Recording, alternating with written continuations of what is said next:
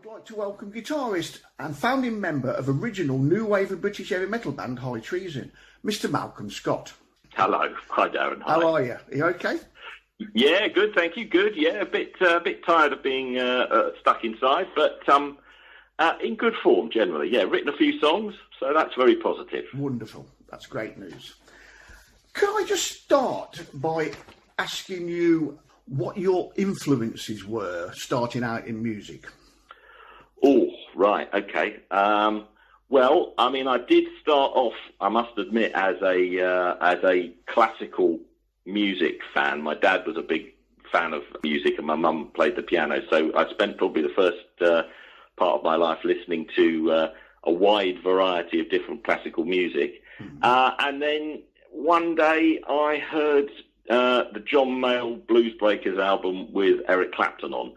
And that kind of changed my view at all. I was playing the violin then at that stage, learning to play the violin, and I switched quickly to guitar once I heard that, and I think I went on from there. I basically listened to the whole of the British blues boom, you know, from Savoy Brown to Cream and all that, and it you know, kind of put me solely onto that, you know, particularly the blues side of things, that then led into liking, you know, the heavier side of things like Led Zeppelin and Free and people like that. So it was you know, once I had that initial exposure to the, you know, well, particularly, I mean, Eric is a big, you know, I love Eric Clapton, you know, and he may not be a shredder, but he's a lovely player, and as I say, got me started all those years ago. Well, yeah, absolutely. Because the interesting, well, the point I like to make is that when I interview guys from the new wave of British heavy metal bands, they were obviously listening to music. They weren't listening to the new wave of British heavy metal. You know, they weren't influenced by that, obviously, because they were making that music. So it's just a question I like to ask, just to get an idea of, you know, like I say, what your influences were. Am I correct in what I've done a little bit of research on the band? Am I correct that the band formed in Luton, Bedfordshire, England, in 1978? It did, yes, indeed. The band was formed from two local bands. I was in a band with Barry, the singer, called Earthborn, and we were just, you know, real solid sort of almost Sabbathy type of heavy rock. So, you know, very, very, very, very heavy sort of stuff. And we played on a bill with a band, another local Luton band called Crisis. And they had the drummer, Gary, and Larry Barbato playing the bass. And we just sort of got on, you know, because I was thinking, well, I wasn't really sure that this particularly really heavy vibe we were in was going anywhere much, and the other two sort of brought a lighter sort of feel, sort of a bit more sort of new wavy type of thing, which I think is what we perhaps mean when we talk about new wave of heavy metal, because it's sort of it's heavy rock, but with other ideas mixed in. In particular, the sort of punky, new wavy sort of types of music, which I think, you know, we all liked, and it brought in other influences into the music. So we got on, and then we met John Pritchard, as he was then. He's now known as John DeBarra, and we recorded a lot with him. I mean, for the time, 1978, he'd got an 8-track, he got a multi-track, which was amazing. You know, that was top end of the. So we were basically able, in the top room of Gary's dad's pub in Luton, we were able to basically turn it into a recording studio. We got rehearsal rooms downstairs, and we just set to writing some songs. Right. Okay. So what we're saying is that you've made a couple of interesting points there. I want to just speak out if I can. So basically, you formed Treason through two bands, basically playing, gigging together. Were you playing original stuff in them two bands? Were you? Yeah. Yes, we were. Yeah. Well, certainly in Earthborn, all our stuff was I mean, I think we may have done a Led Zeppelin number, but that was it. Otherwise, it was all solid, solid original material. And Crisis, I think they did a few covers, but again, they've got some of their own stuff going on there. They actually, Crisis, the remaining members of Crisis turned into a band called Mortal Disguise. They were we eventually, well, we've been going a while, we won a Battle of the Bands competition in Luton. The final was at the Mad Hatters nightclub in Luton. Mortal Disguise were one of the 3 bands on that final night that we played against. So it's, they were still on the scene as a band after we nicked their drummer and bass player, basically. Yeah. I mean, one of the things, it's one of those sort of things you hesitate to. When we were playing in that Battle of the Bands competition, one of the bands we beat, bizarrely, was a very early version of Marillion. Well, they were called Marillion with Fish. Okay. Yeah. I mean, they were very good indeed. I think they literally just got marked down because he was wearing his Peter Gabriel flower head thing, and everybody just said that they were ripping off Genesis, basically, which they probably were. In all fairness, at the time, it was a fairly obvious steal of the Genesis look of music. But nonetheless, it's always good to have to be able to say that, even though one would have liked to have gone on to enjoy the same success that Marillion said. Well, yeah. The other interesting point you made was your sort of take on what is known as the new wave of, as you put it, the new wave of heavy metal, or the new wave of British heavy metal. I mean, obviously, the terminology, as we all know, was coined by Jeff Barton. Having watched at that point Iron Maiden, Samson, and Angel Witch, but. See, and I've always looked upon it as he's basically saying this is a new wave of music that's coming along. But your take on it is interesting as well, and I agree with you that there was that sort of new wavy, punky. It was speeded. Yeah. It speeded the music up a little bit, almost. It did. Yeah, absolutely. Because we in Earthborn, I mean the band that I was in before. We were, we had some great songs and stuff, but we were slow, if you know what I mean. It was proper heavy, slightly grinding sort of stuff. Great, but slow. Whereas the minute we formed High Treason, there was an energy there that made sometimes we had to be told to slow down when we were in the studio, because we'd go in there and, really, like Saturday Night Special, God knows, I don't think we've ever played it as fast as we did in the studio that day. We were just so, hyped up, and it seemed right. Because, we were all listening to, to punky stuff, and that was naturally coming into our minds and our writing minds when we were putting songs together. So, we no longer thought that there was, that there were any parameters or things that were restraining us from including stuff. So if we fancied putting some, putting something that was, in the end, I have to tell you that here's a lesson for everybody. In the end, that found us out. We went too far down that line. Yeah. And when our sort of chance came and Chrysalis Records came along, we produced for them a demo that was far too new wavy.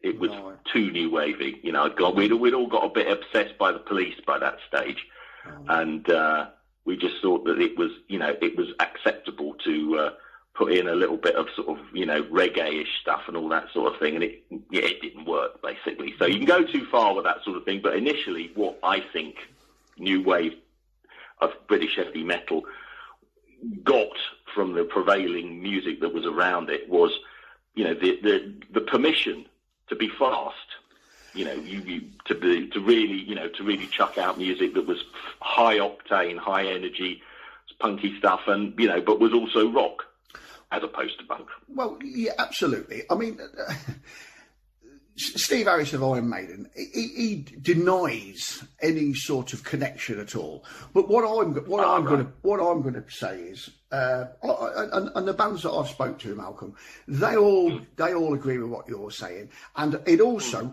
the one point I will make before we move on, it also gave a do-it-yourself option as well to young bands coming up. it gave them the option to sort of say, well, we can put our own product out here, we can make our own sleeve, etc. You know, and as we know, that happened. Yes. So yes, but yes, I totally agree with what you're saying. Yeah, it's very grassroots. I think that whole movement is very much for the sort of, you know, an ordinary musician's point of view. We just did stuff that, you know, we kind of had the feeling that we could do pretty much anything. We could put on our own gigs. We could, as you say, design our own covers. And, you know, so that, I suppose you could say, was inherited perhaps from the sort of punk sort of new wave movement, that idea that, you know, you could, you weren't waiting for a record company to come and film you lounging moodily against a brick wall in order to have a cover for your album. You know, it was much more your thing, and you could put, and there really wasn't any particular boundaries on it. Typically, if you thought something could work, it could work, and it generally did. And I think that's what made it that bit more anarchic and high energy than some of the music that had gone before. Well, absolutely. Which brings me on really nicely to the Saturday Night Special single, which came out in 1980. Yeah. Now, obviously, I'd like to just talk. Well, you've mentioned about when you recorded it, how fast you felt you played, but just one point. I just wanted to ask you about the cover, since we're talking about that. Well, how did the idea come for that distinctive cover?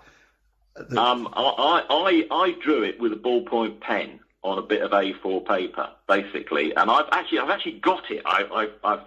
It made its way round a number of people, and eventually made its way back to me about 2 or 3 years ago. And I mean, it's exactly what I was saying. Burlington, who were putting the record out, basically said, well, we'll do it white sleeve.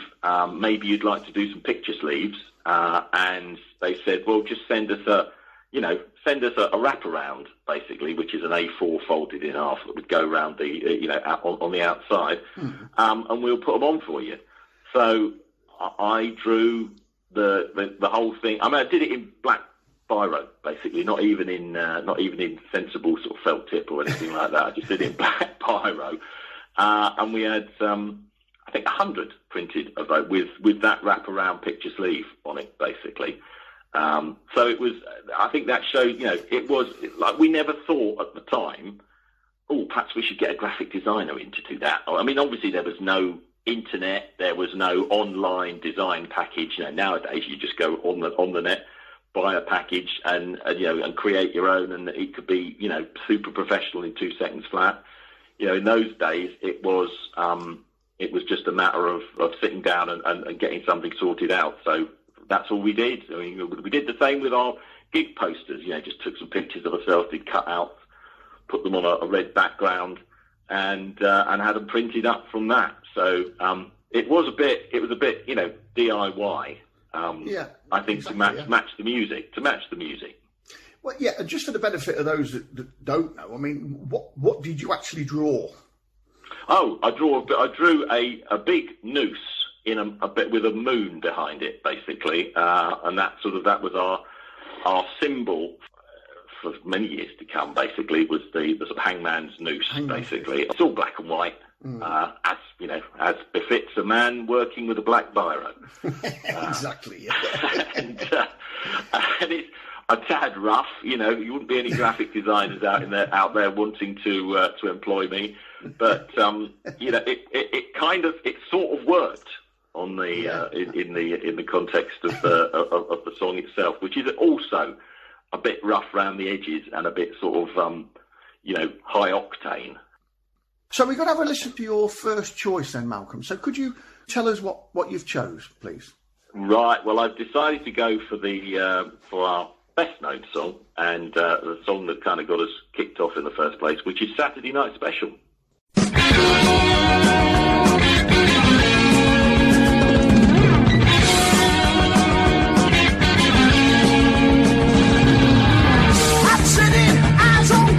Walking down the street, she looks so neat.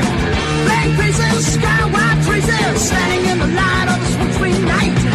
It's such a tragedy, so the papers say. A grim reality.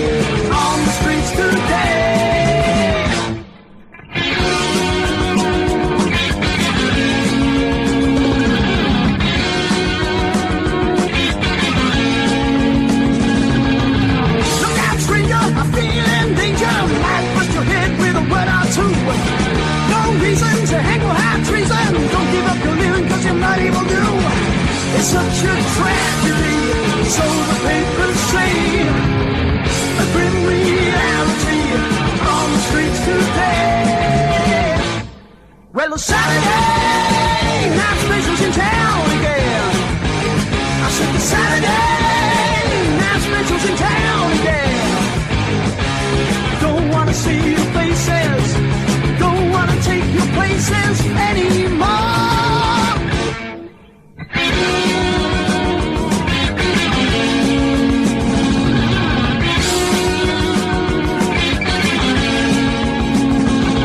Well, the tide is turning, I feel like running, the sea keeps rolling on into the night. The sky looks dark, the moon looks fuller, the closing of the earth is ahead of the sight. It's such a tragedy, so the papers say. A grim reality on the streets today. Well, a Saturday night specials in town again. I said the Saturday night specials in town again. Don't wanna see your faces, don't wanna take your places anymore.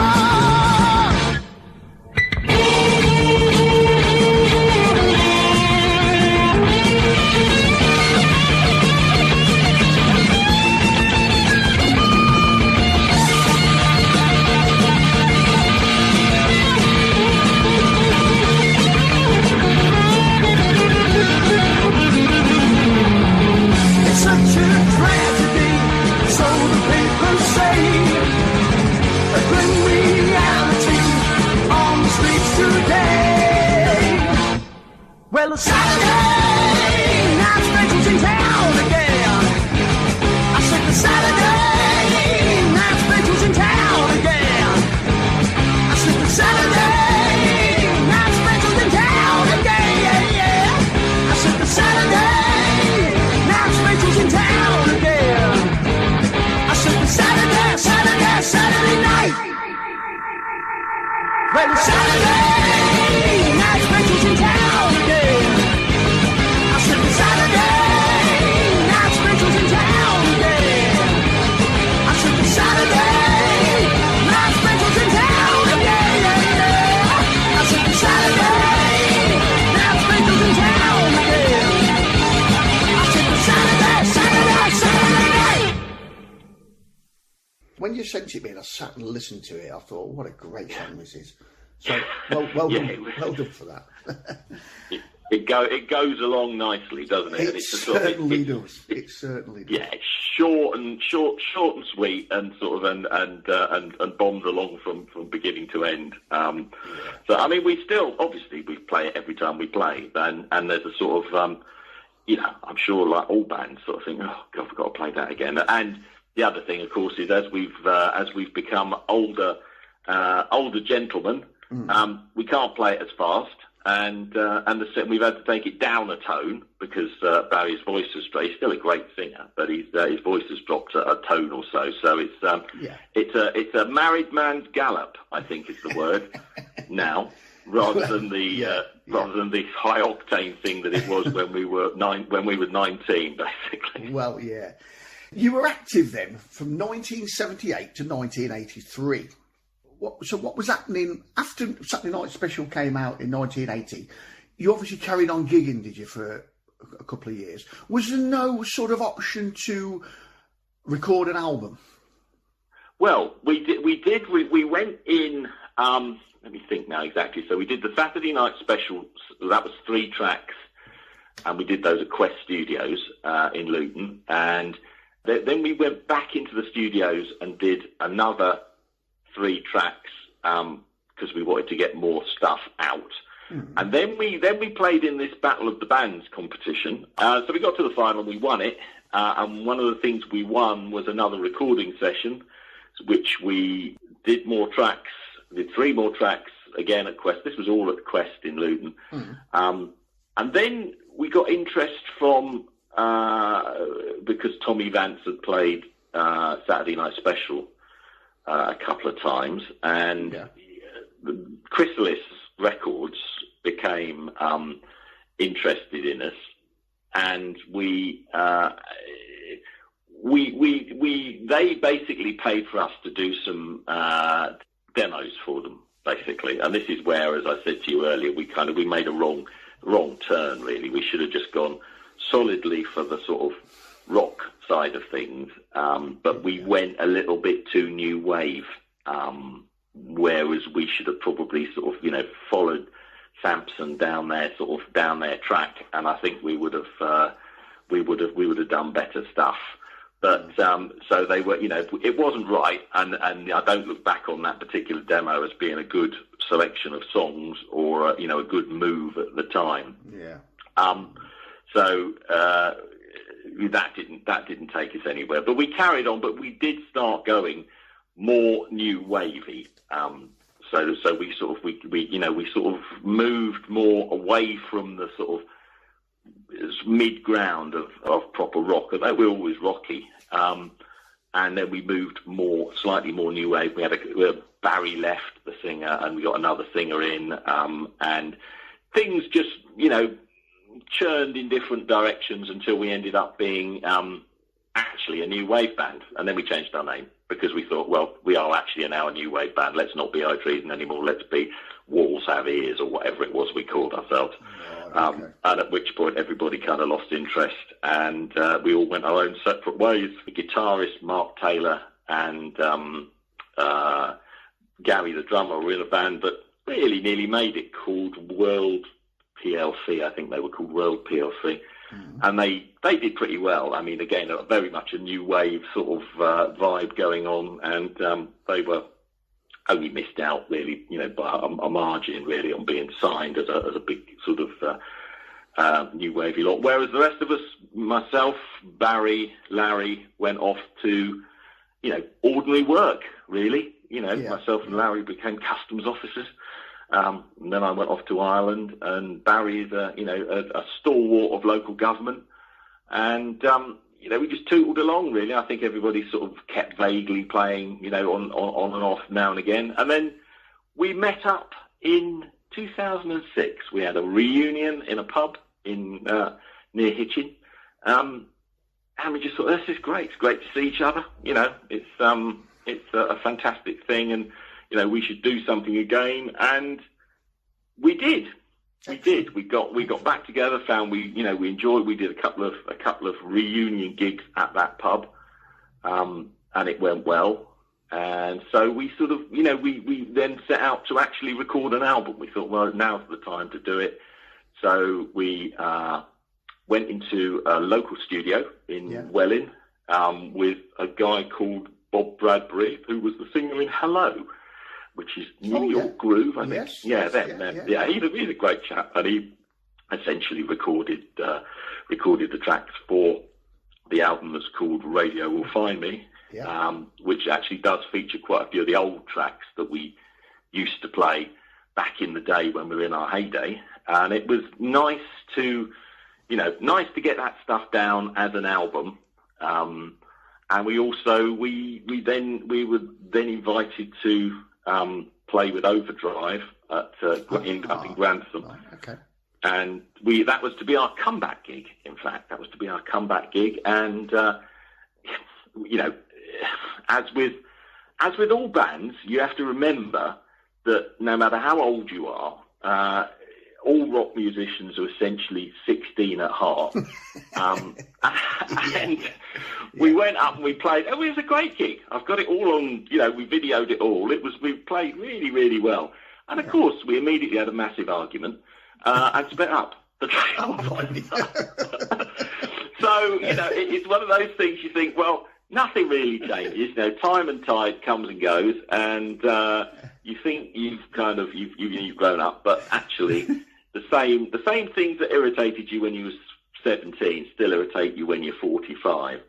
So then we lost Gary the drummer, and it just boogled about for a bit, and and eventually sort of came to a halt again, which was a shame. We did manage to get the album out, which was great, and that got that was well received. And in fact, we're going to release a remastered, slightly remixed version of that later this year. Oh, so there's been, I do get messages online from fans, if I may call them that, sort of asking, because it's not on Spotify, and it's, you can't get it on CD these days. You can only buy expensive vinyl versions of it.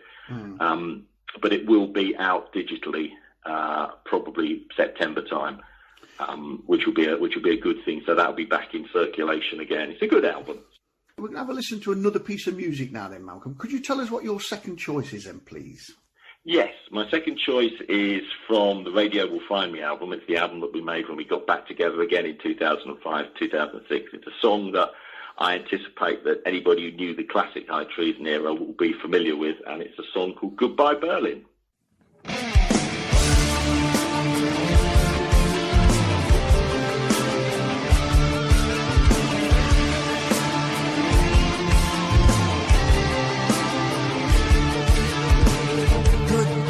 Berlin, solid bowls and sterling. Farewell to the swirling capital of sin. I've heard the voices in the streets and in the cafe, talking loud about the men to make you great. There's a tension in the air that makes me shiver. There's a wonder in my heart that makes me wait. Hello, hello, give me London, yes, it's urgent. Hello, I don't seem able to get through. I think I need help. Goodbye, Berlin.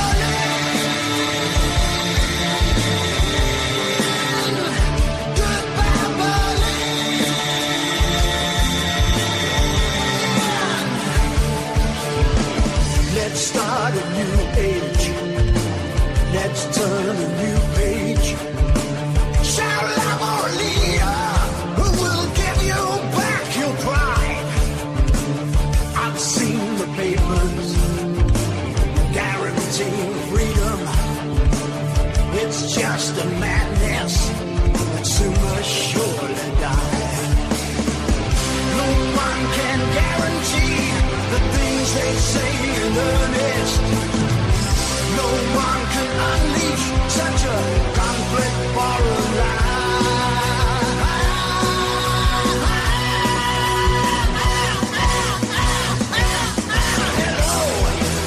Hello, give me London, yes, it's urgent. Hello, I don't seem able to get through. I think I need help. Goodbye, Berlin. Goodbye, Berlin.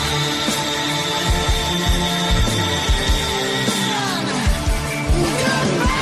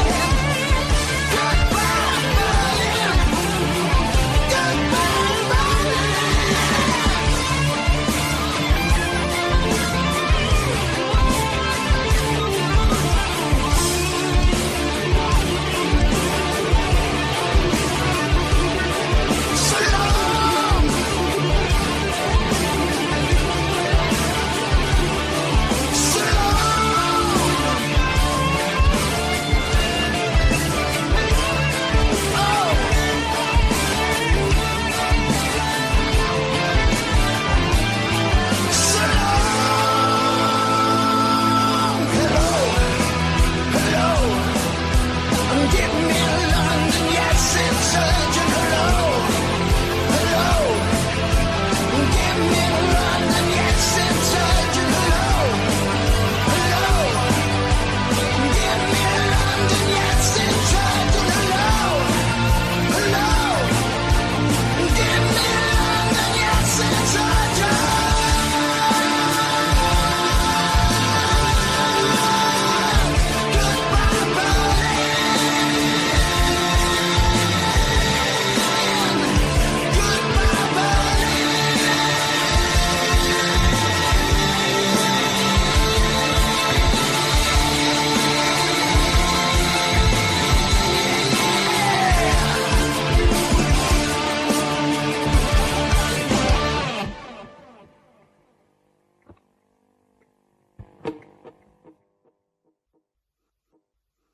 So then we tootled again for a bit, and Gary then found Peter Yeomans, the current singer. Current singer, yeah. Found him singing in a pub. I thought, blimey, this bloke's good.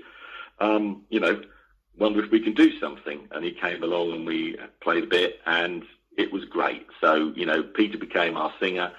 And because Peter is a very different singer from Barry, I mean, Barry's got a fantastic rock voice. Peter's voice is more melodic. It's richer. It basically meant that it took us in a more sort of slightly more bluesy direction, a more sort of White Snakey sort of type of feel. And he's also a prolific songwriter as well, which is very handy. So me and him, and Mark Taylor, the guitarist, came up with a whole new set of songs. And the band set out to get going again on the old rock road, and we played a bit, and it's great, and we really enjoyed it. We did a video for a song called Takedown, which is online and maybe amongst the most politically incorrect things, maybe not in the world of rock, because there's some fairly politically incorrect things in the world of rock, but it's fairly politically incorrect, but it's great fun. And that was seen by a producer guy called Gavin Monaghan, who's based in Wolverhampton. Right. And he got us up. He said, come up and do some tracks. So we went up and did some tracks, and then we started recording again down in London in the Smokehouse. We had a change of guitarists because there was just a bit of, again, endless, as I say, it is remarkable what arguments old men can have when they really shouldn't. But we did, and so Paul Bailey came in to take over from Mark Taylor on guitar, and actually at that stage Larry had moved on and was doing other music, and Martin Raggett came in on bass, so it's a pretty new sort of combo. The Takedown single, that was 2014, is that correct? That's right, yes. I just want to put a timeline on this, if I can, a little bit, Okay. But yeah. So that was 2014, which Everything's Going to Change LP in 2016. Is that correct? That's right. Absolutely. Yes. Okay. Precisely. So it was that was the sort of Takedown was the point at which Gary died, basically, very suddenly.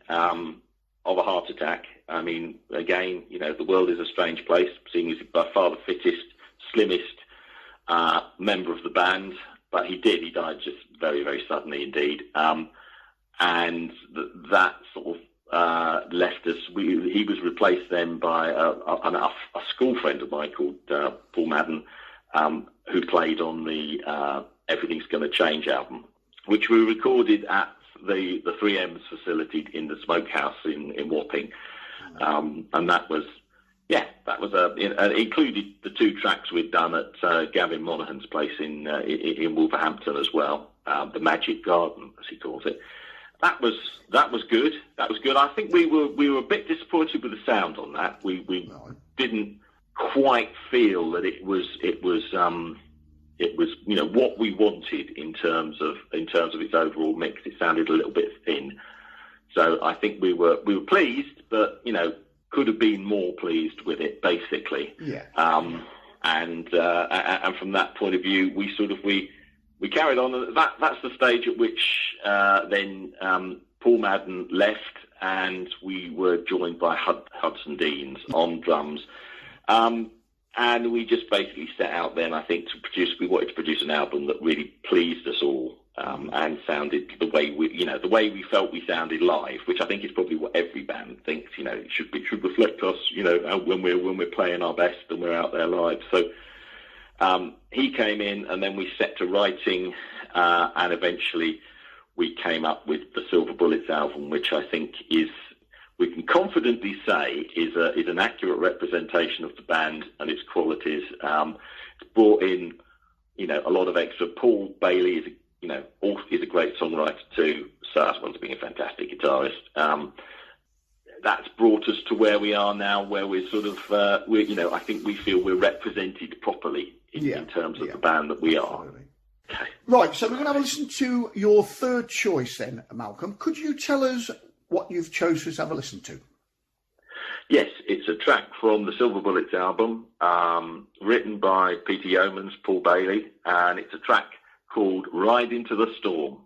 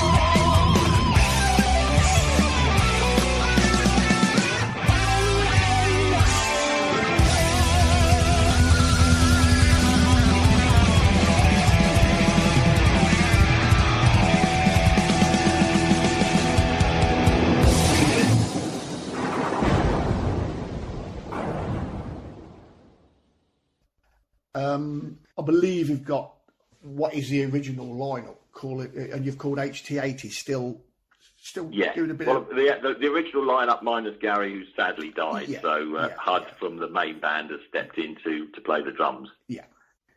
You actually predate what I'm going to say here for your when you reformed, but something I talked to quite a few bands about is the way that bands from the original new wave of British heavy metal period got back together in, I can't put a definitive year on it, obviously, but give or take a few years, it was around the latter part of 2000 into sort of 2009, 10.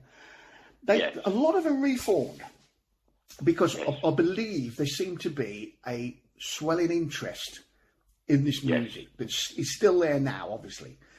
A lot of it coming off the continent, I believe. This is what I'm seeing. But there was a renewed interest in it. A lot of young people sort of picked up on it. Yes. I'd like your thoughts on that, on it sort of kick-starting again, and also your thoughts on where we are now with it.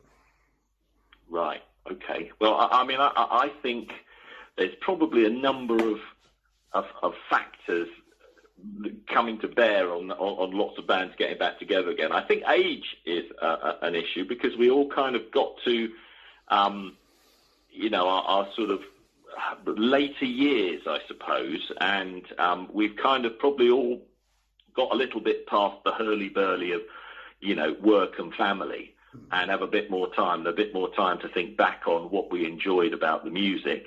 Yeah. So I think there's a natural sort of inclination to sort of seek out your old friends and see, what they're doing, and if you've made music before, to see if, there's any future in making music together again. Because, bands are bunches of mates. They're all like a sort of a funny little family, really. And therefore, there's always, there's always that bond between people who've been in bands, and that naturally, I think, comes back when people have got a little bit more time. Also, I think you're right. I think there's been a resurgence in interest in the new wave of British heavy metal, mainly because it is, it's what should we say? It's very listenable. It's very, that one of the factors in there is quite, tuneful. There's good riffs, there's good choruses. Clearly bands like Metallica have used and mined the whole world of new wave of British heavy metal for some of their ideas and some of their music itself. So it's natural, I think, that people would look back and say, well, where did that come from, or who influenced them, and go back and have a look at those bands. And I think with that, you don't need much encouragement as an ex sort of band member, an ex-musician, to get back into it again. So, the smallest bit of interest, and I think people are inclined to go back and do something that they really enjoyed in the first place. Yeah. So, I just think it's probably a question of everybody reaching the same life stage at the same time, and also thinking, people are interested in our music. It turns out that what we did back then made an impact that still reverberates. Let's see if we can, do it again. And the fact is that most of the bands who've got back together again are really good. Yeah. You listen to the stuff that, friends of ours, Satan's Empire, listen to the stuff that Satan's Empire are putting out. Absolutely fantastic. Yeah, and, you almost feel that maybe this is the time to really ensure that your best work is put down and put out to the, to the audience that's out there. So I think there's a lot of enthusiasm and push and commitment as well from the bands who've got back together again. Because it's great fun. Why wouldn't you? Well, brilliant, and you couldn't have put it any better, really. Absolutely. Which leads me on to, I believe then that you have a recording studio then, Malcolm. Could you tell us a little bit about that, please? Yes, we had a studio previously down in London, in Wapping, called the Smokehouse, that closed, partly because it was falling down and partly because they wanted to build other stuff where it is. Yeah. And we've moved on to a new studio that we built ourselves. Peter Yeoman's our singer, and Martin Raggett, the bass player, have built it basically between them, on Simmons Hyde Farm, which is between St Albans and Welling. And we found an old lean-to, literally just a tin shed with a concrete floor, and we've built a studio inside that, and it's a very good, very big live room, really nice old analog Kodak desk, and that's basically waiting to open as we speak. It's completely finished, and we're now waiting for the chance to actually get some. We've got a whole bunch of people waiting to come in and record, including ourselves, and it's all very exciting. It's a nice thing to have your own studio, because it means that you can basically produce a lot of music without being under pressure from the usual financial side of things, of knowing that you've only got so many hours basically. Yeah. So so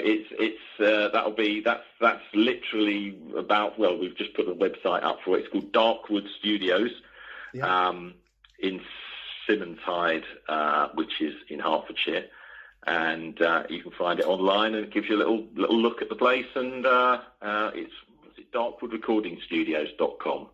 Well, Malcolm, I'd like to thank you for taking time to talk to us on DJ's Denim and Leather on the Crew Rock Radio, and wish you all the best with Treason moving forward.